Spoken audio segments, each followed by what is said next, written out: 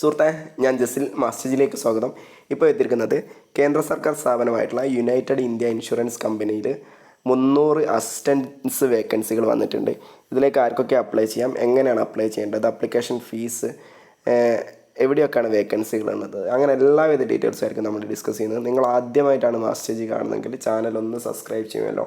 നമ്മൾ ഈ വീഡിയോക്ക് ഒരു ലൈക്ക്, നിങ്ങളുടെ ഭാഗത്തുനിന്ന് ഒരു ലൈക്ക് പ്രതീക്ഷിക്കുന്നുണ്ട്. നിങ്ങളുടെ ലൈക്കും കമൻറ്റുകളും സപ്പോർട്ടും നമുക്ക് ഡെയിലി വീഡിയോ ചെയ്യാനുള്ള പ്രചോദനമായിരിക്കും. എന്തായാലും നമുക്ക് വീഡിയോ സ്റ്റാർട്ട് ചെയ്യാം.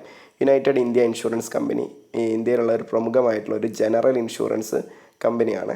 നിങ്ങളൊക്കെ വാഹനമുള്ളവരാണെങ്കിൽ എല്ലാവരും നിങ്ങൾ ഏതെങ്കിലും ഒരു സമയത്ത് യുണൈറ്റഡ് ഇന്ത്യ ഇൻഷുറൻസ് കമ്പനിയുടെ ഒരു പോളിസി എടുത്തവരായിരിക്കും.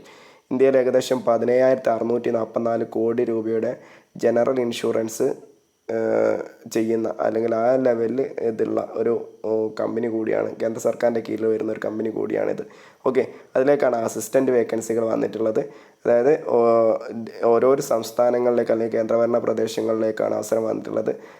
നമുക്ക് നിങ്ങളുടെ റീജിയണൽ ലാംഗ്വേജ് അറിയുന്ന ആ നാട്ടിലേക്ക് നിങ്ങൾക്ക് അപ്ലൈ ചെയ്യാൻ പറ്റും. ഇപ്പോൾ ഹിന്ദി അറിയെങ്കിൽ ഹിന്ദി ഉള്ളിടത്തിലൊക്കെ അപ്ലൈ ചെയ്യാൻ പറ്റും. പക്ഷേ റീജിയണൽ ലാംഗ്വേജ് ടെസ്റ്റും കാര്യങ്ങളും ഉണ്ടാവുമെന്ന് മാത്രം. നമുക്ക് കേരളത്തിലുള്ള വേക്കൻസി ഒന്ന് നോക്കാം. കേരളത്തിൽ 30 വേക്കൻസിയാണുള്ളത്. ആ 300-ൽ 10%, 30 വേക്കൻസി കേരളത്തിലാണ് ഉള്ളത്. ഓക്കെ, ഇനി നമുക്ക് ഇതിലേക്കുള്ള മറ്റു കാര്യങ്ങളൊന്ന് നോക്കാം. ഇതിലെ സ്കെയിൽ ഓഫ് പേ വരുന്നത് 22,405 രൂപ ആണ് സ്കെയിൽ ഓഫ് പേ വരുന്നത്. 62,265 രൂപ വരെയാണ് സാലറി വരുന്നത്. അതിന് പുറമെ മറ്റു അലവൻസുകളും കാര്യങ്ങളൊക്കെ ലഭിക്കും. നിങ്ങൾക്ക് ഏകദേശം ഒരു മാസം 35,000 രൂപയോളം നിങ്ങൾക്ക് ഒരു മെട്രോ സിറ്റികളിലൊക്കെ ആണെങ്കിൽ നല്ല സാലറി ലഭിക്കും. ഏകദേശം ഒരു 30,000, 30, 35 ആ റേഞ്ചിലൊക്കെ കേരളത്തിലും സാലറി ലഭിക്കുന്നതാണ്.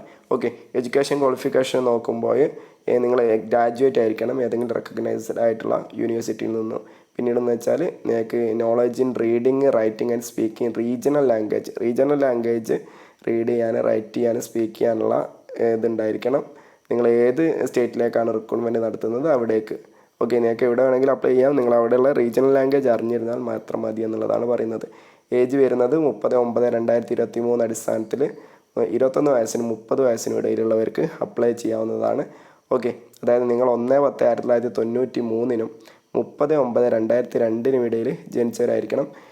ഷെഡ്യൂൾഡ് കാസ്റ്റിന് 5 വർഷത്തെയും അതർ ബാക്ക്വേർഡ് അതായത് OBC കാൻഡിഡേറ്റ്സിന് 3 വർഷത്തെയും പേഴ്സൺ വിത്ത് അംഗവൈകല്യം അല്ലെങ്കിൽ പേഴ്സൺ വിത്ത് ഡിസബിലിറ്റി ഉള്ളവർക്ക് 10 വർഷത്തെയും എക്സ് സർവീസ്മെന്നിന് actual period of service rendered in defence force plus 3 ഇയേഴ്സിൻ്റെ ഇതും നിങ്ങൾക്ക് ലഭിക്കുന്നതാണ്. പിന്നെ വിഡോസിന് അല്ലെങ്കിൽ മറ്റു ഉള്ള ആൾക്കാർക്കൊക്കെ ഇതിലേക്ക് ഏജ് റിലാക്സേഷനും കാര്യങ്ങളൊക്കെ ലഭിക്കുന്നതാണ്. ഓക്കെ, ഇനി നമുക്ക് മറ്റു കാര്യങ്ങളൊന്ന് നോക്കാം. ഇതിലേക്കുള്ള കാറ്റഗറീസ് അല്ലെങ്കിൽ അപ്ലിക്കേഷൻ ഫീസും കാര്യങ്ങളൊക്കെ നമുക്ക് നോക്കേണ്ടതുണ്ട്. അപ്ലിക്കേഷൻ ഫീസിനെ കുറിച്ചിട്ട് പറയുമ്പോൾ 1000 രൂപയാണ് അപ്ലിക്കേഷൻ ഫീസ് വരുന്നത്. All applicants other than SC/ST PWD candidates എല്ലാവരും 1000 രൂപ ഫീസ് അടിക്കണം. പ്ലസ് GST 1000 പ്ലസ് GST ആണ് അപ്ലിക്കേഷൻ ഫീസ് വരിക. നല്ല ഫീസ് തന്നെയാണ് കേട്ടോ. പിന്നീട് SC/ST PWD കാൻഡിഡേറ്റ്സ് പിന്നെ permanent employees of A company അവർക്കൊക്കെ 250 രൂപ ഫീസ് മതി. പ്ലസ് GST ഫീസ് മതി. ബാക്കി എല്ലാവരും 1000 രൂപ ഫീസ് അടയ്ക്കണം. ഓക്കെ, ഇതിൻ്റെ ഓൺലൈൻ രജിസ്ട്രേഷൻ ആരംഭിച്ചിട്ടുണ്ട്. ഡിസംബർ 16-ന് ആരംഭിച്ചിട്ടല്ല, ഡിസംബർ 16-ന് ആരംഭിക്കും. ഇതിലേക്ക് അപ്ലൈ ചെയ്യാനുള്ള ലാസ്റ്റ് തീയതി ജനുവരി 6-ാം തീയതി വരെ നിങ്ങൾക്ക് അപ്ലൈ ചെയ്യാവുന്നതാണ്. ഇതിൻ്റെ അപ്ലിക്കേഷൻ ഫീസ് അടയ്ക്കാനുള്ള അവസാന തീയതിയും ജനുവരി 6-ാം തീയതിയാണ്. ഇതിൻ്റെ കാൽ ലെറ്റേഴ്സും കാര്യങ്ങളൊക്കെ ഡൗൺലോഡ് ചെയ്യേണ്ടതെന്ന് വെച്ചാൽ എക്സാമിനേഷൻ്റെ ഒരു 10 ദിവസം മുന്നേ നിങ്ങൾ അറിയിക്കുന്നതായിരിക്കും. ആ സമയത്ത് നിങ്ങൾ നിങ്ങളെ ഹോൾ ടിക്കറ്റ് കാര്യങ്ങളൊക്കെ ഡൗൺലോഡ് ചെയ്യാൻ വേണ്ടിയിട്ട് എക്സാമിനേഷന് പോകുക എന്നുള്ളതാണ്. ഓക്കെ, ഇനിയെന്ന് വെച്ചാൽ ഫസ്റ്റ് 6 മാസം പ്രൊബേഷണറി പീരീഡ് ആയിരിക്കും. പെർഫോമൻസിനനുസരിച്ചായിരിക്കും പിന്നീടുള്ള ജോലിയിലുള്ള നിലനിൽക്കലും കാര്യങ്ങളൊക്കെ. ഓക്കെ, എങ്ങനെയാണ് സെലക്ഷൻ പ്രൊസീജിയർ എന്ന് നോക്കാം. സെലക്ഷൻ പ്രൊസീജിയർ പ്രധാനമായിട്ടും എക്സാമിനേഷൻ്റെ അടിസ്ഥാനത്തിലാണ്, ഓൺലൈൻ എക്സാമിനേഷൻ്റെ അടിസ്ഥാനത്തിലാണ്. സോ നിങ്ങൾ ഓൺലൈൻ എക്സാമിനേഷൻ നിങ്ങൾ ക്വാളിഫൈ ചെയ്ത് കഴിഞ്ഞാൽ പിന്നെ റീജിയണൽ ലാംഗ്വേജ് ടെസ്റ്റ് ഉണ്ടായിരിക്കും. റീജിയണൽ ലാംഗ്വേജ് ടെസ്റ്റും ക്വാളിഫൈ ചെയ്താലാണ് നിങ്ങൾ ഇതിൻ്റെ ലിസ്റ്റിൽ വരിക. ഓക്കെ, ഇതിൻ്റെ മെയിൻ എക്സാം എന്ന് വെച്ചാൽ 2 മണിക്കൂറത്തെ 120 മിനിറ്റിൻ്റെ എക്സാമിനേഷനാണ് നടക്കുക. 200 മാർക്കിൻ്റെ ക്വസ്റ്റ്യൻസ് ആണ് ഉണ്ടാവുക. 200 നമ്പർ ഓഫ് ക്വസ്റ്റ്യൻസ് 200 ക്വസ്റ്റ്യൻസ് ആണ് ഉണ്ടാവുക. ഓക്കെ, ഇത് നോക്കാം. ടെസ്റ്റ് ഓഫ് ഇതിൻ്റെ സബ്ജക്റ്റുകളൊന്ന് നോക്കാം. ടെസ്റ്റ് ഓഫ് റീസണിങ്, പിന്നീട് എന്താണ് test of English language, test of numerical ability, test of general knowledge and general awareness, computer knowledge, അങ്ങനെ എല്ലാം അടക്കം 200 ക്വസ്റ്റ്യൻസ് ഉണ്ടാവും. 250 മാർക്കിനായിരിക്കും എക്സാമിനേഷൻ നടക്കുക. ഓക്കെ, പിന്നീട് അതിൽ നമുക്ക് നോക്കാനുള്ള മറ്റു കാര്യങ്ങൾ ഒന്ന് നോക്കാം. എത്രത്തോളം ആണ് അതിൽ നിങ്ങൾ അറിയേണ്ടത്. ഇനി നമുക്ക് എവിടെയൊക്കെ എക്സാമിനേഷൻ സെൻറ്റേഴ്സ് ഉണ്ട് എന്നുള്ള അറിഞ്ഞിരിക്കണം. എക്സാമിനേഷൻ സെൻറ്റേഴ്സ് കേരളത്തിൽ ഒരുവിധം എല്ലാ സ്ഥലത്തും എക്സാമിനേഷൻ സെൻറ്റേഴ്സ് വരുന്നുണ്ട് എന്നുള്ളതാണ് നല്ലൊരു കാര്യം.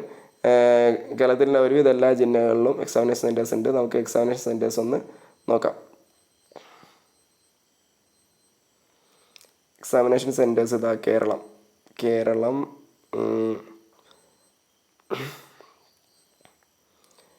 എക്സാമിനേഷൻ സെൻറ്റേഴ്സ് കേരളത്തിൽ വരുന്നത് കർണാടക, കേരളത്തിൽ ആലപ്പുഴ, എറണാകുളം, കൊച്ചി, കണ്ണൂർ, കോട്ടയം, കോഴിക്കോട്, മലപ്പുറം, പാലക്കാട്, തൃശ്ശൂർ, തിരുവനന്തപുരം, കൊല്ലം, അങ്ങനെ എല്ലാ ഇടത്തും, അതായത് ഒരുവിധ എല്ലാ ജില്ലകളിലും എക്സാമിനേഷൻ സെൻറ്റേഴ്സ് ഉണ്ട്.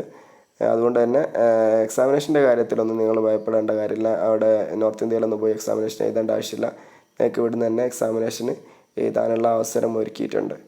ഓക്കെ, എന്തായാലും ഇത്രത്തോളം കാര്യങ്ങളാണ് നമുക്ക് ഈ വീഡിയോ നോക്കാനുള്ളത്. നിങ്ങൾ ആദ്യമായിട്ടാണ് മാസ്റ്റർ ജി കാണുന്നതെങ്കിൽ ചാനലൊന്ന് സബ്സ്ക്രൈബ് ചെയ്യുമല്ലോ. നമുക്ക് മറ്റൊരു വീഡിയോ ആയിട്ട് വീണ്ടും കാണാം. അതിൻ്റെ മുന്നേ ഇതിലേക്ക് ഓൺലൈനായിട്ടാണ് അപ്ലൈ ചെയ്യേണ്ടത്. അപ്ലൈ ചെയ്യാനുള്ള ലിങ്കും പിന്നീട് എന്താണ് ഒക്കെ നമ്മുടെ ഇതിൻ്റെ കമൻറ്റ് ബോക്സിലോ ഡിസ്ക്രിപ്ഷൻ ബോക്സിലോ കൊടുക്കുക.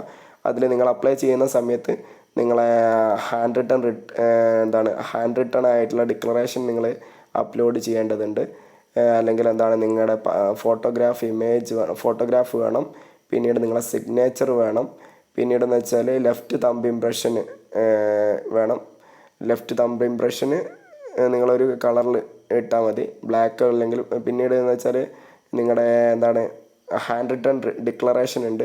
ആ ഡിക്ലറേഷൻ എഴുതിയിട്ട് അത് ഫോട്ടോ എടുക്കേണ്ടതുണ്ട്. പിന്നെ നിങ്ങളുടെ എല്ലാവിധ ഡോക്യുമെൻസും നിങ്ങൾ ഫോട്ടോ എടുത്തിട്ട് അപ്ലോഡ് ചെയ്യേണ്ടതുണ്ട്. അതെല്ലാം വെച്ചിട്ടാണ് നിങ്ങൾക്ക് അപ്ലൈ ചെയ്യേണ്ടത്. പിന്നെ ആപ്ലിക്കേഷൻ ഫീസിനെ കുറിച്ചിട്ടാണ്. അത് നിങ്ങൾക്ക് ഓൺലൈനായിട്ട് ആപ്ലിക്കേഷൻ ഫീസ് അടിക്കാവുന്നതാണ്.